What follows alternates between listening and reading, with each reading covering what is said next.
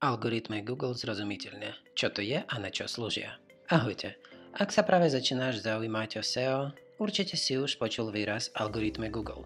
Znie to ako niečo technicky a komplikované? Žiadny strach. Hneď ti to vysvetlím jednoducho a zrozumiteľne. Čo sú to vlastne algoritmy Google? Predstav si, miliardy web stránok, článkov, blogov a e-shopov na internete. A ty máš otázku typu najlepšie smartfóny 2025 alebo ako piecť chlieb bez droždia. Ako Google rozhodne, ktoré stránky ti ukáže ako prvé?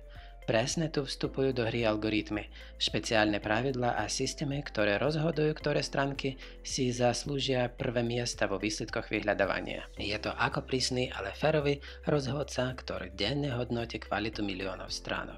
Hlavné algoritmy Google. Google síce všetky tajomstvá neprezradí, ale o niektorých algoritmoch vieme dosť. To sú tie, ktoré by mal poznať každý, kto sa začína venovať SEO.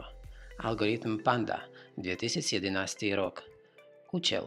Bojuje proti nekvalitnému alebo prázdnemu obsahu.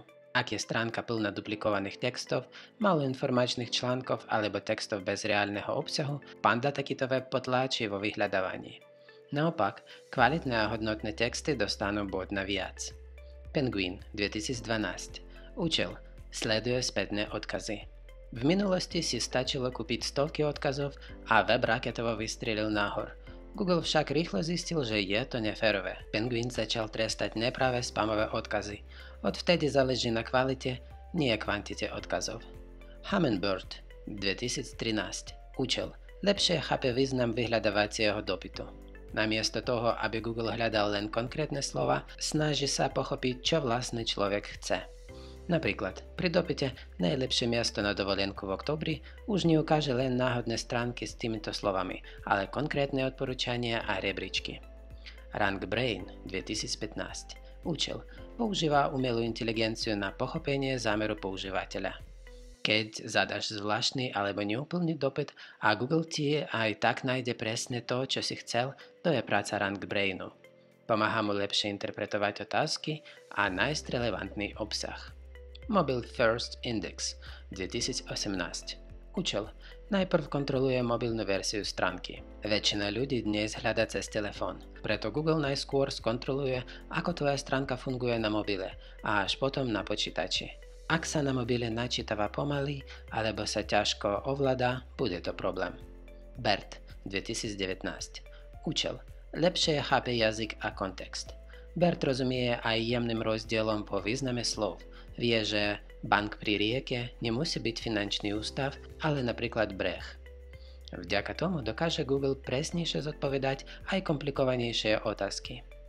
Helpful Content Update, 2022. Účel.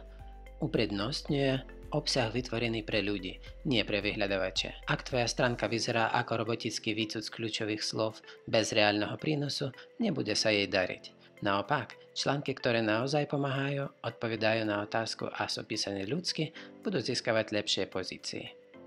A čo ak pravidla porušíš? Ak kopíruješ cudzí obsah, preháňaš to s kľúčovými slovami, kupuješ stovky podozrivých odkazov alebo robíš weby len pre reklamy, nečuduj sa, keď ti návštevnosť padne. Google algoritmy sú čoraz múdrejšie a odhalia takmer všetko. Ako to robiť správne?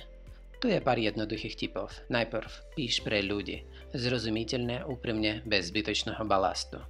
Zrýchli načítanie stránky. Nik nechce čakať. Optimalizuj pre mobily. Aj na malom displeji musí byť všetko prehľadné. Buduj kvalitné odkazy. Jeden prirodzený odkaz z dobrého webu je lepší než stovka spamových. Používaj dobrú štruktúru. Nadpisy, odseky, prehľadné členenie, to všetko pomáha. Na zhrnutie. Algoritmy Google nie sú nepriatelia. Naopak, snažia sa urobiť internet lepším miestom. Ak robíš veci poctivo, s úmyslom pomôcť používateľom, si na dobrej ceste. SEO nie je trik ani manipulácia. Je to schopnosť vytvárať obsah, ktorý Google a ľudia považujú za hodnotný. A s každým novým algoritmom sa tento obsah stáva čoraz ľudskejším. Čaute.